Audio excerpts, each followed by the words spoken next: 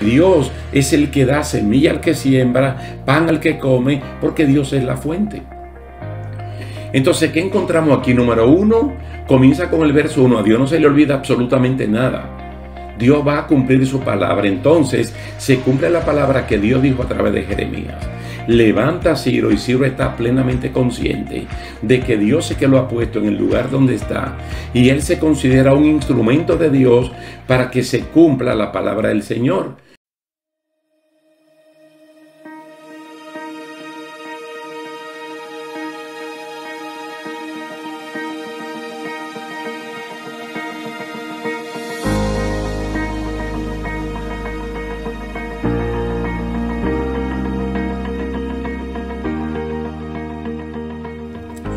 ¿Qué tal, queridos hermanos? Dios les bendiga, Dios les guarde. Es un placer estar con ustedes una vez más para continuar con esta serie de estudios bíblicos entrenados para vencer.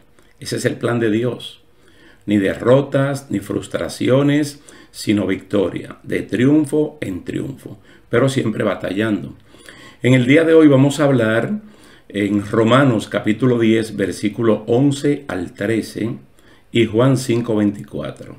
Romanos capítulo 10, versículo 11 al 13 y Juan 5:24. Dios es rico para con todos. Dios es rico para con todos. Esa riqueza de Dios también se ve en oportunidades. Dios es oportuno para todo el mundo. Dios es como el sol que sale para buenos y para malos. Dios es como la lluvia que cae para buenos y para malos. Y entonces en este caminar nadie al final podrá tener una excusa valedera diciendo que no tuvo oportunidad de parte de Dios, porque sí la tuvo. Vamos a leer entonces Romanos capítulo 10, versículos 11, 12 y 13, y luego Juan 5:24. Pues la Escritura dice: todo aquel que en él creyere no será avergonzado. Porque no hay diferencia entre judío y griego, pues el mismo que es Señor de todos es rico para con todos los que le invocan. Porque todo aquel que invocare el nombre del Señor será salvo. Y Juan 5:24 dice: de cierto os digo, el que oye mi palabra y cree al que me envió, tiene vida eterna, y no vendrá a condenación, mas ha pasado de muerte a vida. Bendito sea el nombre del Señor. Ese último trocito de Juan 5:24, ha pasado de muerte a vida, es lo que en griego se llama el metabebeken. El metabebeken es esa seguridad garantizada de parte del Señor de que ya el cristiano en el momento que está viviendo la eternidad, pero todavía está de este lado, en un cuerpo no transformado. Pero es como un hecho que ya pasó. Por lo tanto, no tiene que vivir con nada en la mente que no sea alcanzable, porque ya pasó de muerte a vida. Y está hablando de muerte espiritual, que fue causada por la caída en el pecado. Entonces, Él nos da vida espiritual. Al mismo tiempo, tenemos la vida biológica que heredamos de papá y de mamá. Mire, la sociedad siempre, se puede decir siempre históricamente, la sociedad ha dividido a sus ciudadanos por clases sociales. Los ha dividido por pobres y ricos, básicamente, que es una división que ha persistido casi desde la misma historia de la humanidad hasta el día de hoy. Hay otros que dividen a la gente por el color de la piel. Están los negroides, los caucásicos, la raza amarilla y luego las mezclas de esas tres, lo que ha dado. Y así califican a las personas. Por la piel, por el color de los ojos, por el pelo, así clasifican a las personas. En los tiempos bíblicos, la división era entre judíos y gentiles. Y era una división que partía más de los mismos judíos, que ellos habían hecho esta división para diferenciarse de todo el mundo. Porque el judío, comenzando por sus ancestros, los hebreos, descendientes de Abraham, aquel que vino de la otra parte del río, y por eso le llamaron Abraham el hebreo. Ellos creían que las promesas de Dios eran solo para ellos. Entonces ellos dividieron al mundo entre ellos y el resto. Y resulta que el resto era más que ellos, porque el pueblo hebreo judío siempre ha sido pequeño, no ha sido tan grande como el resto del mundo, obviamente. Pero ellos tenían ese concepto, un concepto que llegó incluso a penetrar a la iglesia del primer siglo. Y en todas las congregaciones que habían judíos y gentiles, siempre el judío era una especie de problema, porque ellos creían que históricamente eran superiores a los hermanos gentiles. Entonces siempre la división estaba matizada por eso, por ser una descendencia carnal, racial de Abraham, malinterpretando las escrituras, porque dice que no por ser descendiente carnal de Abraham es que la persona tiene la bendición, sino aquellos que son de la fe de Jesucristo. Malaquías capítulo 1 abunda bastante sobre eso, y yo sé que a algunos de ustedes le encantan los textos bíblicos, anotarlos y luego leerlos. Malaquías 1, ahí lo pueden leer. Entonces hay cristianos en el tiempo actual que dividen al mundo entre los elegidos para salvarse y los elegidos para perderse. Hay muchos cristianos que piensan así. Y no ven a un Dios de oportunidades, no, sino a un Dios que aunque Él da oportunidad, ya Él ha preseleccionado los que se van a salvar y los que se van a perder. Pero nosotros no creemos así. Nosotros creemos en un Dios amoroso, cariñoso, que no es arbitrario, que obra justicia, pero que a todo el mundo le da la misma oportunidad. Y lo acabamos de leer en Romanos capítulo, esa porción, el capítulo 10, los versículos 11 al 13. Ahora, mire, vamos a ver que hay un llamado de parte de Dios para toda la gente, un llamado general al arrepentimiento y a la salvación. Y este llamado, aunque está en el libro de Isaías, no es propio de Isaías, sino que eso es propio del mismo huerto del Edén. Porque cuando la raza humana completa cayó en pecado, mundialmente la población eran 2 personas. Y el mundo estaba perfectamente dividido porque el 50% era un varón y el otro 50% era una mujer. Y ambos cayeron. Entonces desde ahí se pudo haber manifestado la elección de Dios por uno para salvarse y por el otro para perderse. Mas sin embargo a los dos le dio las mismas palabras de promesa redentiva. Y le habló de la simiente de la mujer, hablando de Jesucristo.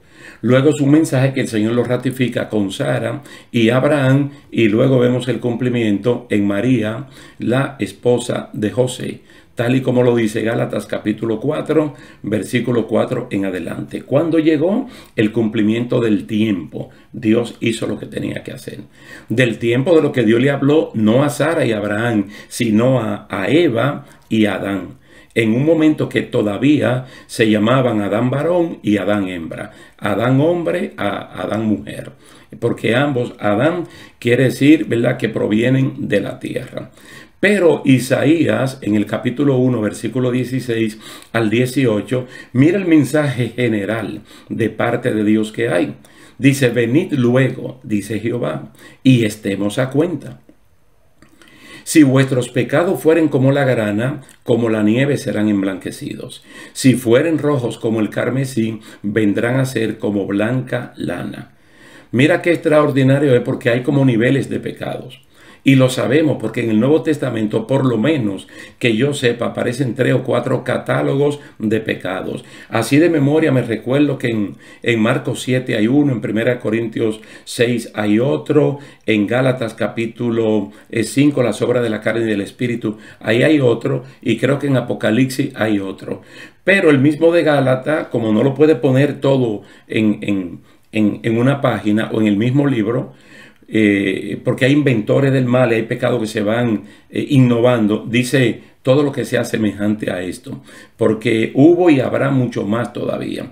Pero hay pecados que son, imagínense, rojos como la grana o el carmesí, que estamos hablando de pecados que cuando la persona con la conciencia que tiene sabe que lo cometieron, cree que no hay oportunidad, que nadie lo puede perdonar. Y hay pecados que son más ligeros. Entonces, bueno, todo es pecado, de verdad que sí. Pero también la Biblia habla de castigo. El que merece más castigo, más le van a dar, y el que merece menos será castigado, pero con menos porción. Aquí el Señor está haciendo un llamado general. Isaías capítulo 1, versículo 16 y 18. Dice, si quisiere, y tú ves, si ustedes quieren y ustedes oyen, comerán del bien de la tierra. ¿Se da cuenta? Que no es obligado. Si ustedes quieren, dice el verso 19, si ustedes escuchan, ustedes van a comer del bien de la tierra. Ahora, si ustedes no quieren, y si ustedes son rebeldes, ustedes serán consumidos a espada, porque la boca de Dios lo ha dicho. Ustedes lo pueden leer, hermano, en cualquier versión. Isaías capítulo 1, 16 al 18. De hecho, lo mejor sería leer el capítulo 1 completo. Entonces Dios, que es como es, que no obliga, que Dios no está forzando a nadie, sino que su Santo Espíritu, a través de las Escrituras, penetra en la íntima convicción del oyente y trata de convencerlo de juicio, de justicia y de pecado. Pero básicamente de pecado. ¿De cuál pecado? La incredulidad. Porque es que Dios no quiere que nadie se pierda, sino que todo el mundo proceda al arrepentimiento.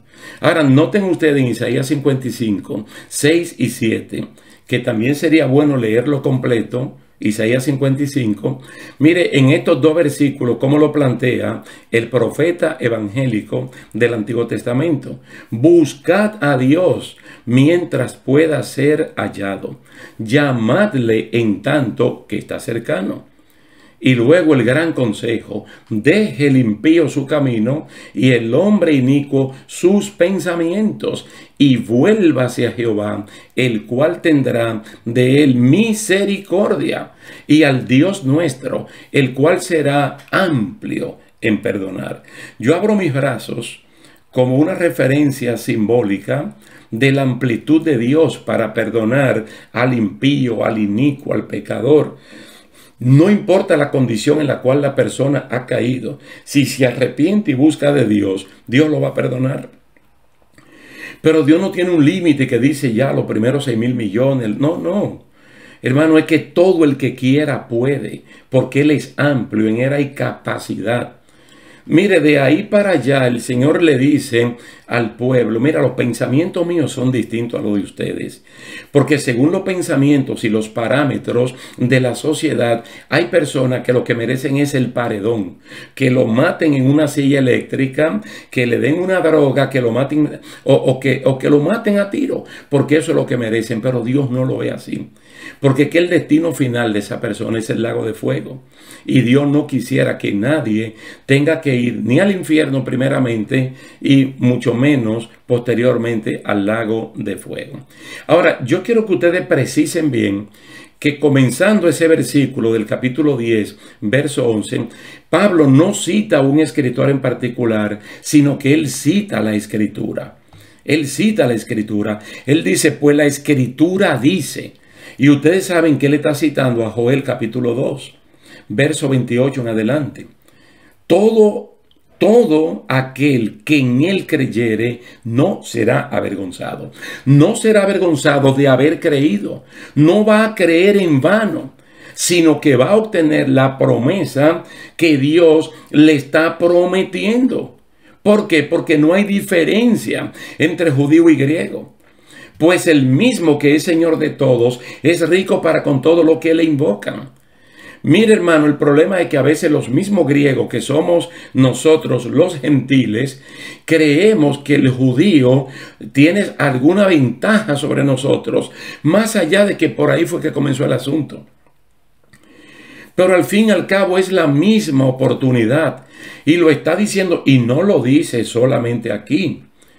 Pablo sigue desarrollando esa tesis en otras partes también de que no hay ninguna diferencia y la está desarrollando con los creyentes del primer siglo que fueron los más expuestos a esta rivalidad con los judíos. Mucho antes, mis hermanos, de que Jerusalén fuera destruida, mucho antes del año 70 de nuestra época. Porque el que es Señor de todo es rico para con todos, pero dice los que le invocan. Lo que le invocan. ¿Por qué? Porque Dios no hace acepción de personas, ni de género, si es masculino o femenino, ni de edad, si es un anciano o es un niño, y lo van a ver, ni tampoco diferencia social, si es rico o si es pobre. Dice, porque todo aquel que invocare el nombre del Señor será salvo. Ese todo aquel, si tú lo pones entre comillas, es cualquier persona que está perdida en sus delitos y en sus pecados e invoca a Jesús como su Señor y Salvador. Esta persona se salva. Fíjate que Pablo aquí no está citando a Joel. Muy bien que lo hace el apóstol Pedro en el capítulo 2 del libro de los Hechos, cuando las personas intentaron burlarse de la manifestación del Espíritu Santo. Y entonces el apóstol Pedro de memoria citó parte de Joel capítulo 2. Aquí Pablo está diciendo la Escritura dice, pero la cita es Joel capítulo 2, verso 28 al 32, donde Dios da un tiempo de gracia, un tiempo de bendiciones y un tiempo de oportunidades para todo lo que invocan, sin importar el género, masculino o femenino, sin importar la edad. Habla de ancianos, habla de jóvenes y habla de niños, y tampoco la condición social, porque habla de ricos y habla de esclavos. Pero noten bien que aquí no está hablando de creer en Cristo, sino de invocar. Está utilizando el verbo invocar. ¿Y qué es el verbo invocar? Un acto de llamar a Dios. Es un acto que va más allá de creer. Cuando la persona cree, entonces puede llamar a Dios. Puede invocar a Dios en su misericordia, en su justicia, en su condición de amplio perdonador para pedir perdón por sus pecados. La invocación nace de un corazón que sabe que solamente Dios lo puede librar de esa situación. Esta invocación tiene que ser sincera. Tiene que ser sincera. Y lo dice el Salmo 145, versículo 18. ¿Por qué tiene que ser sincera? Porque no todo el que diga, Señor, Señor, se salva. No todo el que diga, Señor, Señor, entra al reino de los cielos. Tiene que ser algo que salga del corazón, al estilo Salmo 51. No al estilo del arrepentimiento del pueblo hebreo, como se narra en Números capítulo 14. Arrepentido de los dientes para afuera. Y como prueba de que realmente no estaban arrepentidos, el líder, el hombre que Dios había escogido, Moisés, le dijo, no vayan. Y ellos supuestamente arrepentidos, ellos fueron y fueron derrotados. Entonces la invocación tiene que ser sincera, como esa del capítulo 9 de Marcos, de aquel hombre que le dijo a Cristo, ayuda mi incredulidad. Yo creo, pero ayuda mi incredulidad. Entonces, en este contexto de Joel capítulo 2 y del capítulo 10 de la carta a los romanos, que tiene lo que le llaman el orden salutis, el ordo salutis, el orden de la salvación, está hablando de una salvación que todo el mundo la puede adquirir porque Dios es rico para con todos. Todos tenemos la oportunidad de llegar a la meta, todos. Absolutamente todos tenemos la misma oportunidad. Si en algún momento tú encuentras que esto es un poco difícil, porque en el momento actual ya vamos camino a 8.000 millones de habitantes en todo el planeta, y hay personas, demógrafos, antropólogos, que hablan de que por el planeta Tierra han pasado más de 120.000 millones de habitantes, según algunos cálculos que ellos han hecho. Todo el mundo tiene la oportunidad, porque esto tenemos que verlo desde el principio. Y Romanos capítulo 3, entre otros textos bíblicos, hablan de la caída generalizada de la humanidad, no de una porción. Dice, todos cayeron, todos hemos pecado, todos nos apartamos. Y el todo, ¿quiénes eran? Dos personas. La población mundial era fácil de contar. El censo mundial fue el más fácil en ese momento, 2 personas. Y cosa de la vida. se hizo más fácil todavía porque el 50% era femenino y el 50% era masculino. Si Dios tenía que despreciar a alguien por el género, Él lo iba a hacer en ese momento. No lo podía despreciar por la edad, porque Adán y Eva tenían la misma edad. Ambos fueron creados el sexto día, uno primero y el otro después, pero el sexto día. Después del sexto día Dios no hizo más nada, Dios descansó. Entonces, si por alguna razón tenía que eliminarlo, era por el género, sexo masculino y femenino, y Él no lo hizo. Y tampoco podemos decir, no, que podía desechar a Eva, porque ella fue el contacto entre Adán varón y la serpiente. Ambos comieron. Y cuando Dios le preguntó a Adán varón, ¿qué fue lo que tú hiciste? Él no era que se estaba excusando, como alguna persona pretenden decir, y que le estaba pasando su culpa a otro. No, él dijo cómo ocurrieron las cosas, porque Dios le preguntó. Él dijo, la mujer que tú me diste. Y luego le preguntó a la mujer, y la mujer habló con Satanás, de la serpiente. Pero no era que uno estaba acusando al otro, fue que Dios preguntó. Entonces ellos dijeron cómo habían ocurrido las cosas. Entonces, cuando Dios trae la palabra de promesas, de redención, no fue para el hombre solamente, no fue para la mujer solamente, fue para ambos. Fue para ambos. Incluso ya Dios estaba hablando de simiente. Quiere decir que Adán y Eva, o los dos Adán, el varón y la hembra, se iban a quedar, Adán varón se quedó con el nombre Adán varón, y ella, entonces su esposo, le puso Eva, madre de todos los vivientes. Entonces Eva madre comenzó a tener hijos. Y aquí estamos usted y yo. Nosotros, mire, si le damos para atrás, 6,000 y tantos años, venimos del vientre de Eva. Entonces Dios no nos ha desechado, hermanos. Esa raza caída que Él salió buscándola, que usted y yo en la persona de Adán y Eva nos descarriamos, nosotros escuchamos la voz de Dios llamándonos, Adán, Adán, ¿dónde tú estás? Y Adán, Adán y Adán, Maná, Adán, Adán, a usted y a mí, tú y yo proveniente de la tierra, ¿dónde tú estás? ¿Y qué le hemos dicho a Dios? Escuchamos tu voz, tuve miedo y estoy escondido. Me estoy vistiendo con hoja de higo, de higuera. Estoy cubriendo con religión, con moral falsa, mis pecados, mis faltas. Entonces el Señor cambia la vestidura y Dios da promesas. Dios da promesas. Pero la promesa que Dios nos da, y son las que a nosotros nos interesan, son promesas de redención, que están por encima de prosperidad, de salud, la redención.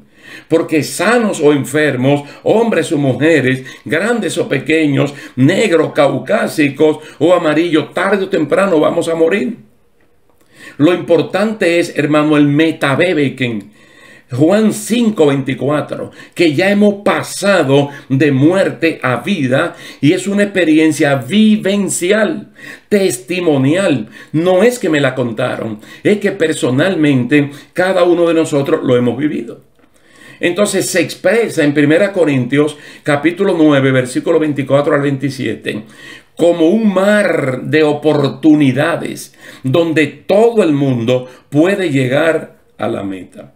Mire que aquí se utilizan palabras del deporte, del olimpismo, porque Corinto conocía muy bien los Juegos Olímpicos. Tanto en Atenas como en Corinto eran siempre las sedes de esos juegos, de campo y pista, de boxeo, de lucha olímpica y otros que eran muy de persona, no eran tanto de equipo, sino personalmente. Mire cómo Pablo introduce con una pregunta. ¿No sabéis que los que corren en el estadio, todo a la verdad corren, pero uno solo se lleva el premio? Corred de tal manera que lo obtengáis. Son de las preguntas que son tácitas porque las respuestas ya se saben. Todo el mundo sabe que en una carrera de campo y pista, uno solo es el que va a ganar. Uno solo es el que va a ganar. Él pone la imagen de esa carrera de campo y pista o de maratón como el ejemplo de que tú puedes ser ese uno que se lleve la victoria. Entonces ese uno puede ser el mundo entero. De tal manera que todo el mundo tiene la oportunidad. Y lo va a clarificar mejor en el versículo 25. todo el que lucha, la lucha olímpica, de todo se abstiene, entra en un proceso de disciplina. Ellos, los que luchan físicamente a la verdad para recibir una corona corruptible, porque se deteriora aún siendo de metal. Pero nosotros, usted y yo, una corona incorruptible. Apocalipsis capítulo 2 y capítulo 3. El mensaje a Esmirna, el mensaje a Filadelfia. Una corona de vida. He aquí vengo pronto, retén lo que tienes para que ninguno tome tu corona. Una corona incorruptible. El versículo 26 es más claro todavía, porque va a hablar del tremendo cuidado que uno tiene que poner. Entonces dice, así que yo de esta manera corro, carrera de campo y pista. Hebreos capítulo 12, verso 1. No como a la aventura, no a lo loco, no al azar. De esta manera peleo en la lucha olímpica o en el boxeo olímpico, no como quien golpea el aire, al azar, a lo loco, tirando tumbo para allá y para acá, no. Dice, sino que golpeo mi cuerpo. Tampoco es un masoquista, que él consigue disfrute, placer, dándose golpe. Él está diciendo como figura de que lo pone en servidumbre, lo pone en disciplina, de todo se abstiene. Entra en un proceso de las cosas que son de la carne, las que tienen que ver con el carácter y la personalidad, y aquellas que tienen que ver con los pecados activos, dice, de matarlos.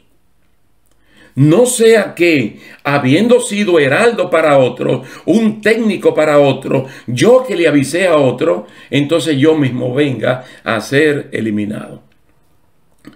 Porque hay competencias previas y luego van a quedar dos. Y hay muchas personas que van siendo eliminados. En el camino se van quedando. Y se van quedando porque no califican.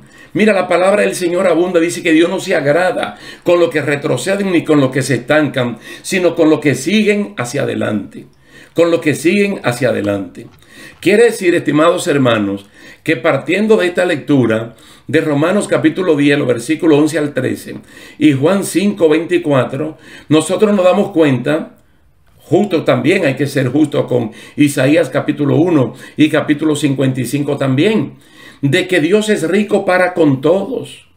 Es mejor verlo de esta manera y no ver a un Dios sectario que hacen acepción de personas. Mira que todavía los que somos salvos, que sabemos que somos salvos por su gracia, por un acto de pura gracia de parte de Dios, todavía estando dentro ya del redil de Dios, apartado en el reinado de Cristo, en el reinado de la luz, no estamos juzgando a nadie.